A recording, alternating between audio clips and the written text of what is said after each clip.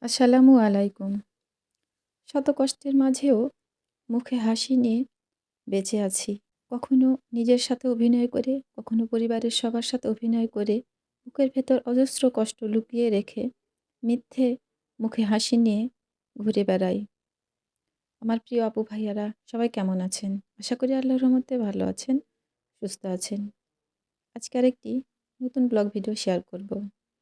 আর আজকের ভিডিওটা মূলত আমি অনেক সমস্যায় আছি। আজকে বাদ দিব না ভিডিওটা। তার জন্যই এই ছোট্ট একটা ভিডিও শেয়ার করলাম আপনাদের সাথে। আমার কমন রান্না। আজকে আমি বাড়িতে থাকবো না। জরুরি কাজে বাইরে যাব। তাই তো খুব সহজেই এই রান্নাটা আমি সেরে নিতে পারবো বলেই রান্নাটা শুরু করলাম। এখানে মুরগির মাংস ছোট, ছোট করে কেটে নিয়েছি। একটু আলু দিয়ে ফ্রাই করে নেব। আর সাথে থাকবে ডাল, আলু ভর্তা।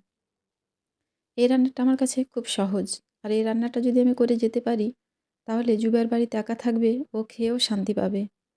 তার জন্যই ওর কথা ভেবেই আমি খুব সহজেই আমার সেই কমন রান্নাটা করে গেলাম। কারণ এটা জুবাইরের খুব প্রিয়, ওর আব্বুরও প্রিয়। কিন্তু ওর আব্বু আর আমি আমরা দুজনেই বাইরে বের হব।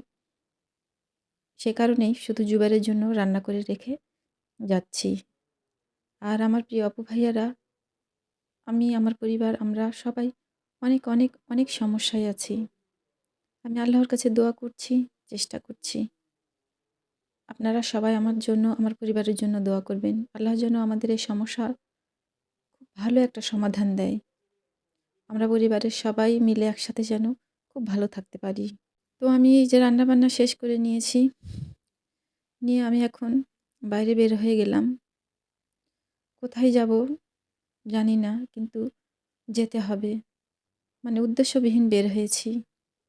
মাঝপথে ওর আব্বু বলল, "আসো একটু চা খাই।" যদিও কোনো কিছু খাওয়ার কোনো এনার্জি নেই, শরীরেও নেই, মনেও নেই।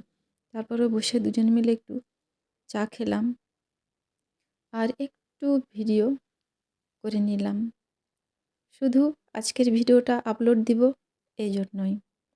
তো দয়া করে যারা আমার ভিডিওটা দেখবেন লাইক দিয়ে শুরু করবেন আর সুন্দর, সুন্দর কমেন্টস করবেন, সাবস্ক্রাইব করে আমার পাশে থাকবেন।